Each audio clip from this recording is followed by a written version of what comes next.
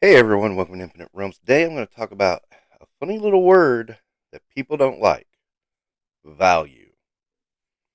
Now, what do I mean by value? I mean, do you feel like you got your money's worth out of this transaction?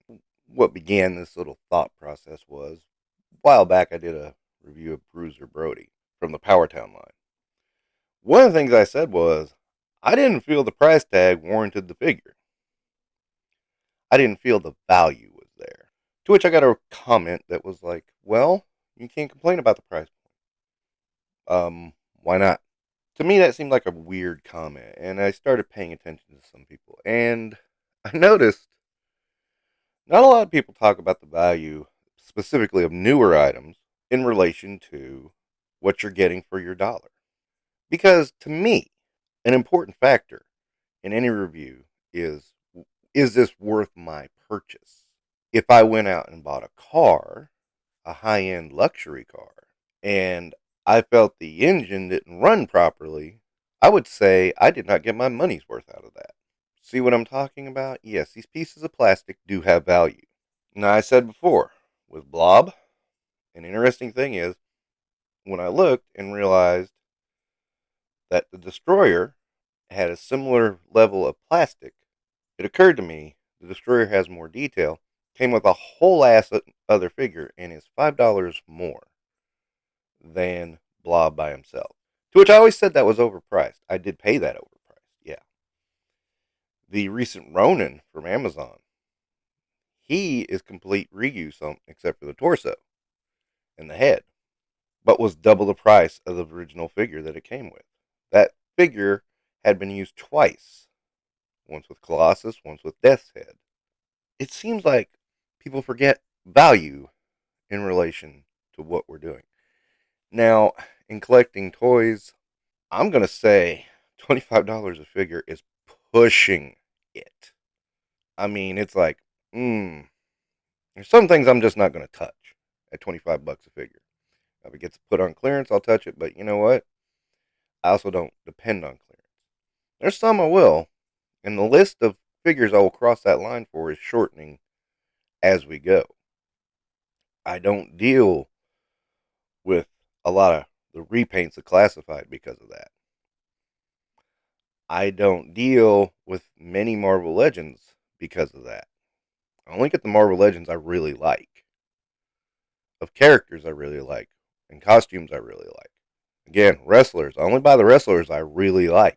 And of course, elitists come up with this idea that, oh, you're poor, you can't afford it. No, I'm not a fool who's parted with his money very quickly. I'm going to make a purchase based on what I think the value is, not what you tell me the value is. Does this sound harsh? Might be. But it's a reality. And here's what I'm going to go with. Hasbro is pushing it at 25 bucks per figure on average. That's a bit too much. Mattel, for their wrestling, is pushing it at $22 for the elites, really pushing it on the ultimates. I'm very, very picky on the ultimates. It has to be either on sale or it has to be really well done. Thus, why Rob Van Dam is not going to be in my collection, because those face sculpts look ridiculous. One of them looks like Stevie Richards. The Eddie Guerrero Ultimate is not going to be in my collection because that chest, that should never have happened. Yeah, I know Eddie was jacked up at one point, but nah, that's overkill. That's a ridiculous choice for a chest. No way am I going to put that in my collection. That looks stupid. Out of the box, he looks just as dumb. However, in the same token, Andre the Giant, AJ Styles, and Razor Ramon made their way into my collection at regular price. Value. I felt those were a bit overpriced, but worth the purchase. I do regret buying Blob, and I do regret buying Ronin, because both of those were not worth the price tag. You can't collect action figures and not have regret moments. That happens all the time. Given that, you're going to run into, yeah, I spent too much for this figure. However, that doesn't mean you have to spend willy nilly. Now, again, Just because it's a nice figure doesn't mean it's valuable either. Mafex, I bought Psylocke. I bought Psylocke because I knew Marvel would never get her right. Is she a good figure? Yes. Yes, I actually really like that figure. Is she worth $108? No. I bought Magneto because at the time I thought they'd never do a real comic accurate Magneto. X-Men 97 proved me wrong there. It's a good figure. It's a nice figure. It is not worth $108. Although I like the cape. That's a cool feature, but it still ain't worth that. That's what I mean by value. Because of that, I'm probably not going to get into any Mofex. I know you can go online and get them cheaper at other stores. Of course, after shipping, it ends up being $80 anyway. Still overpriced. Meh. Overpriced is still overpriced. I mean, these are drastically overpriced in my opinion. I think they should be around 50. That's still high end while not being $20. Now, granted, I do think Marvel Legends should be around $20 on average. When you look at the MRQs, you look at the amount of time and the distribution. I mean, there are tons of these things. They shouldn't be 27, 28, 40 ridiculous prices we're seeing. And I'm really dipping out of Marvel Legends as I get the characters I want. I might have held on for a little while longer and got some other characters, but I'm really slowly dipping out.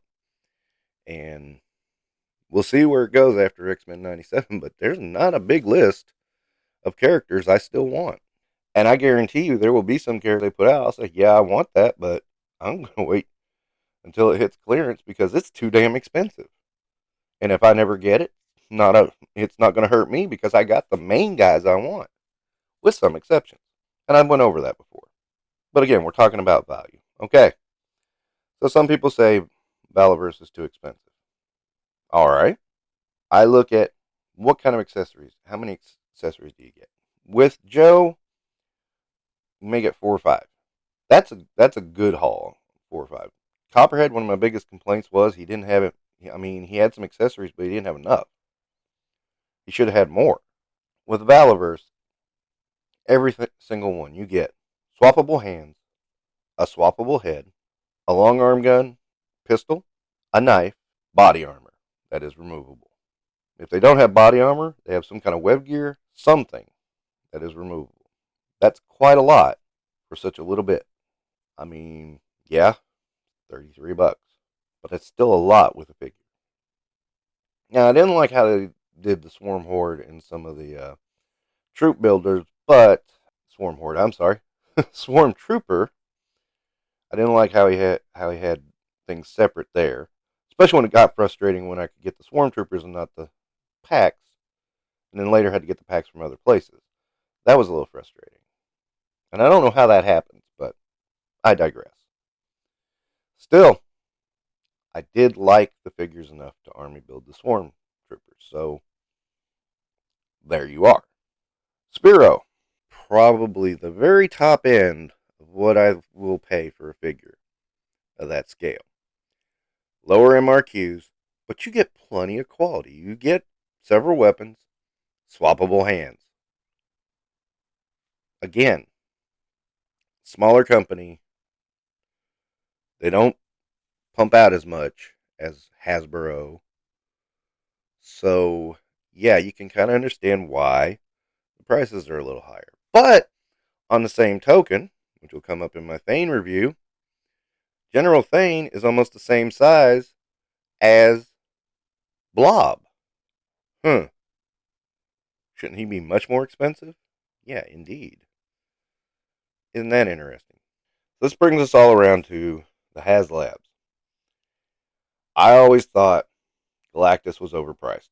Drastically overpriced. Even though you got a lot of stuff with him. And I would have really liked to have that Silver Surfer and Morg. Still felt he was overpriced. The Sentinel, again, I just thought it was overpriced. Way too much. Obviously, the Engine of Vengeance was overpriced. That one was just, let's slap a number on it, just like we did the last two, and it'll sell. No. And again, they tried to make the figures the selling point rather than the actual offering. Wah, wah, wah. So again, we go with today, Giant Man. 200 for a 24-inch figure is much. I don't think the value is there. Does that mean I'm not backing it? I haven't decided yet, but this is a factor. You can go back to the Ghost. $500. I do not feel that was worth $500. This is me. Now, some of you may feel that way, and if you do, that's fine. If you backed it, fine. No skin off my back. I didn't back it. I'm not heartbroken about it. But I didn't back it because I felt it was overpriced. And yes, oftentimes, when I see things that are overpriced, I will step away from them. You can sucker me in once in a while with a favorite character. Ronin, that's a good one to sucker me in with. At the timing of that figure, that was a good one to sucker me in with because that's all I needed. Toad, again, it's a brotherhood thing. Needed both of those. I spent too much on Toad. I admit it. I shouldn't have, but I did it. Now, when you talk about a figure like Supreme Cody Rhodes, I actually felt that was a good buy. I mean, that was 2.5 figures if you think about it. I felt that was an excellent buy. And that was $50. I paid full price for that. Meanwhile, I spent $35 for the Dungeons and Dragons War Duke and Strongheart.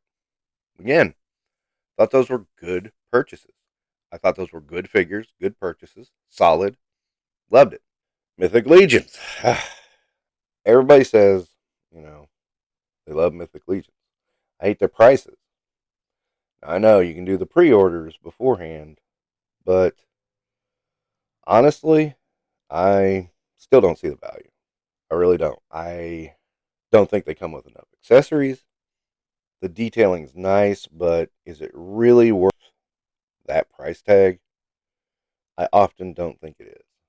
And I don't think their MRQs are very low either. I mean, they seem to pump out a lot of product. Now, look at McFarlane. Even though I think his prices are better than a lot of places, I don't see the value because I don't like the way he does his action figures. He's not big on articulation. Paints look nice. Generally, his sculpts look nice. But again, as I've said a billion times, it's in a different scale than what I like. And now to the big offender. I often don't talk about this company, but this one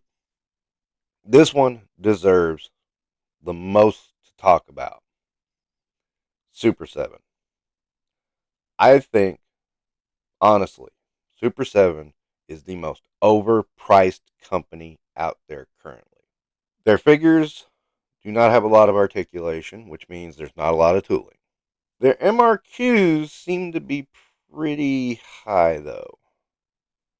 That might be a perception thing, but even still.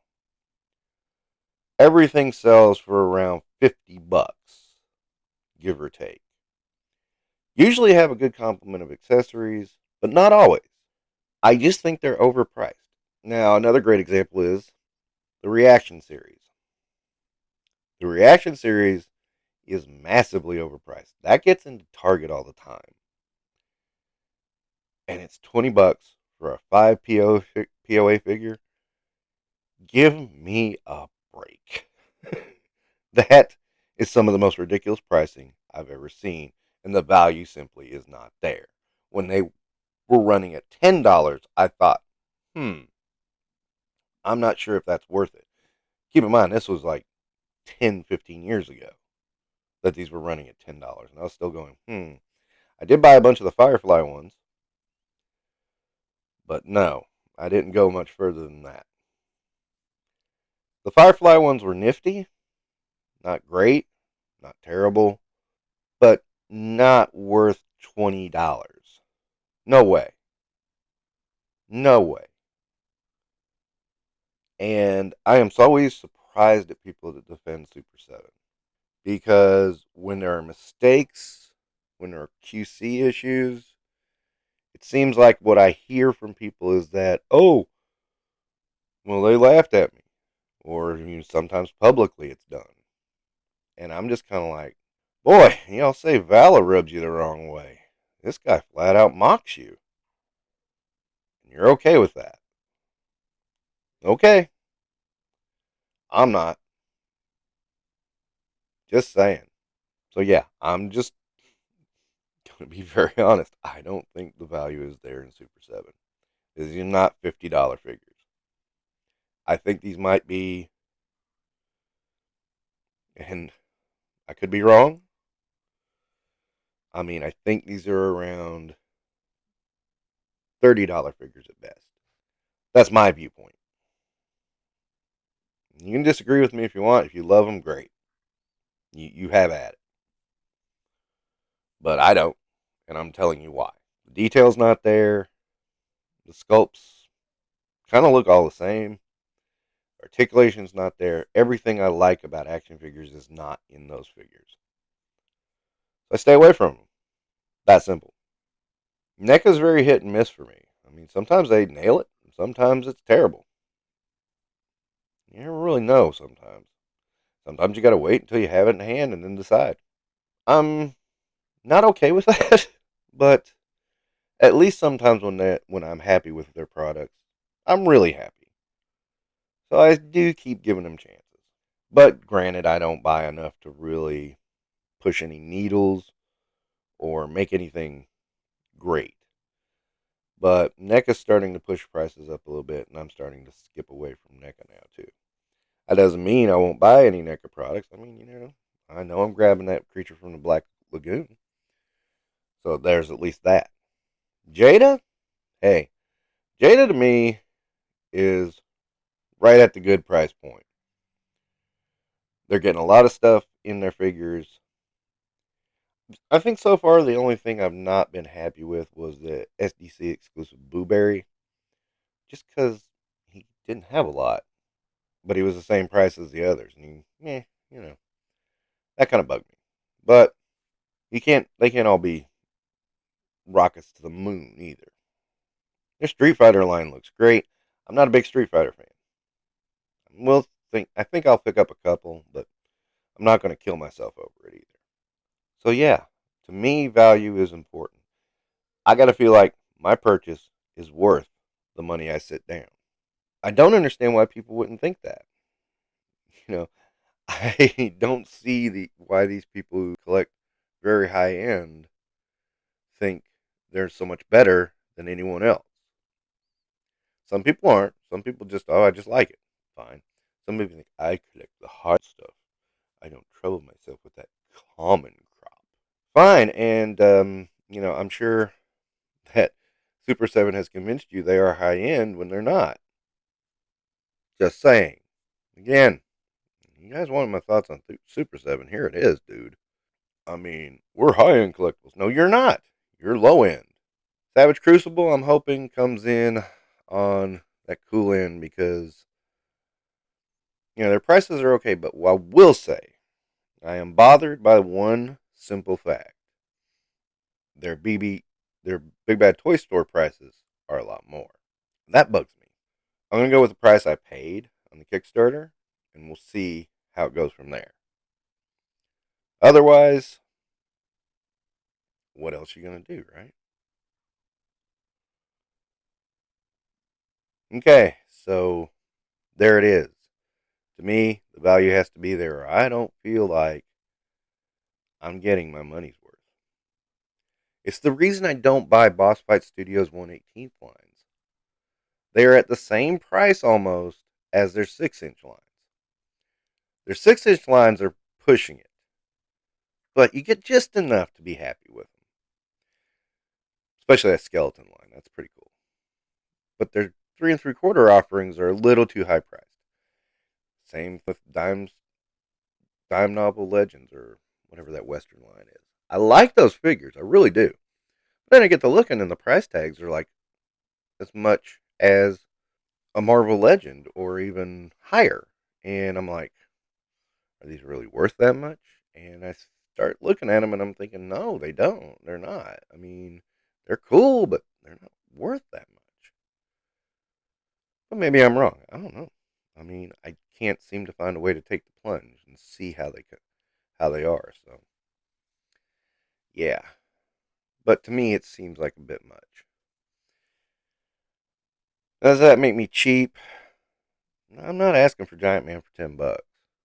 I'm thinking 120 to 150. Now, my basis for that is the overpriced Super Adaptoid. Note in my comment just now, I said he's overpriced because he is. The original of that was around $40. The original cap, I should say. The original cap was around $40. And we all know, oh yeah, inflation, but no, inflation hasn't gone up that much where it almost doubles the price. Give me a break. We know better. And it's mostly reuse. So again, value is not there. I shouldn't have been over 50, honestly. And again, you look at the Destroyer with new tooling, a little bit shorter. Where's that other $20 coming from? Well, you're just bitching about prices. No, I'm bitching about value. There's not the value is not in that figure as it should be. As it should be with Ronin, as it should be with Blob.